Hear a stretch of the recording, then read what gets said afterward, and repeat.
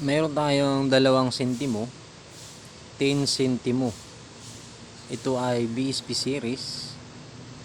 So yung 1995 at saka 1996, wala po yung mint mark. Yan.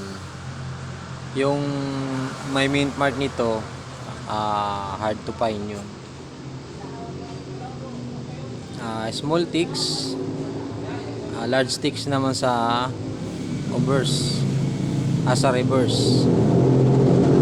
Sa obverse naman, small ticks naman siya, maliliit na litra.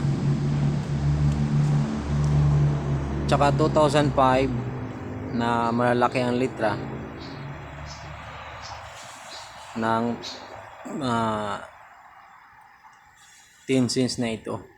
2005 meron to mga reverse 2, large sticks din, malalaking litra din siya, reverse 2, circulated, pero maganda pa naman ang condition, kaya pwede pa. Mahirap na rin makahanap ng uncirculated ngayon. Bihirang-bihira na yung mga uncirculated. So yung hard to find talaga is 2003 ng ganitong coins. Yun ang hard to find, year 2003.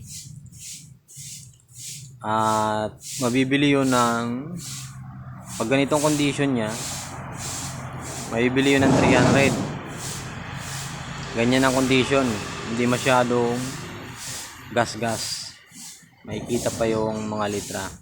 Yan. So pag ganitong condition ng 2003 na 10 centimo na ganito, 300 ang presyo nun.